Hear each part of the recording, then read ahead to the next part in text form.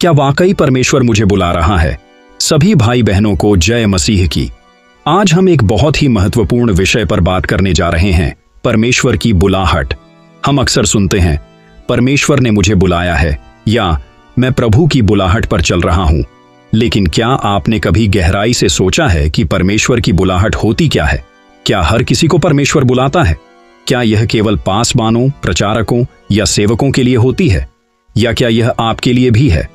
सबसे पहले हमें यह समझना होगा कि बुलाहट इंसान की नहीं होती, यह परमेश्वर की ओर से आती है। यह कोई नौकरी का इंटरव्यू नहीं, कोई धार्मिक पद नहीं, यह परमेश्वर के दिल की आवाज है जो इंसान के हृदय तक पहुंचती है। यूहन्ना 15:16 में यीशु स्वयं कहते हैं, तुमने मुझे नहीं चुना, परंतु मैंने तुम्हें चुना। देखिए, यह स्पष्ट है, बुलाहट परमेश्वर की तरफ से आती है, न कि हमारी कोशिश से। आप चाहे अनपढ़ हों या पढ़े लिखे, अमीर हों या गरीब, जवान हों या बूढ़े, जब परमेश्वर बुलाते हैं तो वो आपके व्यक्तित्व को नहीं, आपकी आज्ञाकारिता को देखते हैं। अब सवाल उठता है, क्या वाकई परमेश्वर मुझे बुला रहा है? रोमियो 8:28 कहता है, और हम जानते हैं कि सब बातें मिलकर परमेश्वर से प्रेम रखने वालों के लिए भलाई ही को उत्पन्न करती हैं, अर्थात उनके लिए जो उसकी इच्छा के अनुसार बुलाए गए हैं। अगर आप परमेश्वर के वचन में रुचि लेने लगे हैं, अपने पुराने जीवन से ऊब गए हैं, आत्मा में बेचैनी महसूस करते हैं कि कुछ बड़ा करना है, प्रभु के लिए बार बार एक ही आवाज अंदर से आती है, तू मेरा है, तो समझ जाइए, यह साधारण नहीं है, यह बुलाहट है।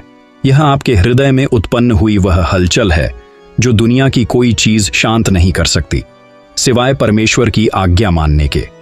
परमेश्वर की बुलाहट अलग अलग रूप में आती है।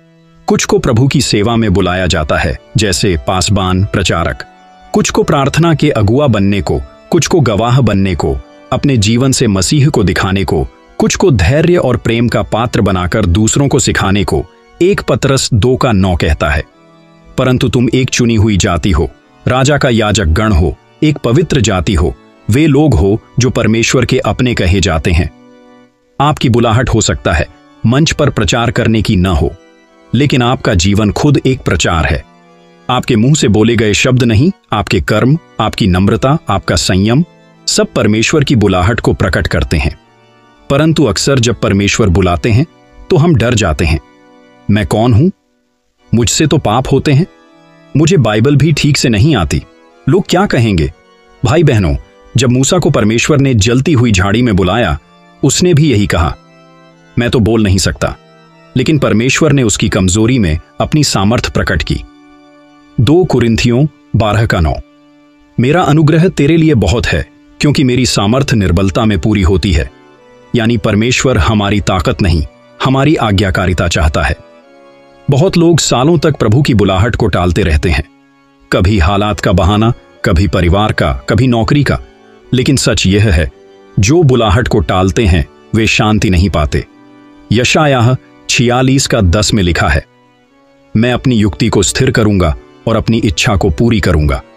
जो परमेश्वर ने आपके लिए ठाना है वह होकर रहेगा। या आप आज्ञा मानें और उसका आनंद लें, या देर करें और संघर्ष झेलें। आइए प्रार्थना करें। धन्यवाद, धन्यवाद, धन्यवाद, धन्यवाद, धन्यवाद प्रभु कि तूने हम जैसे तुच्छ मनुष्यों को भी याद किया। हे प्रभु, आज हम समझते हैं कि तेरी बुलाहट कोई पद या कार्य नहीं, यह तेरे हृदय से निकली हुई करुणा है। हम में से बहुतों ने तेरी आवाज सुनी, लेकिन डर के कारण चुप रह गए। आज हम तुझसे क्षमा मांगते हैं। हम स्वीकार करते हैं कि तू बुला रहा है। अब देर नहीं करेंगे, पीछे नहीं हटेंगे, बहाने नहीं बनाएंगे।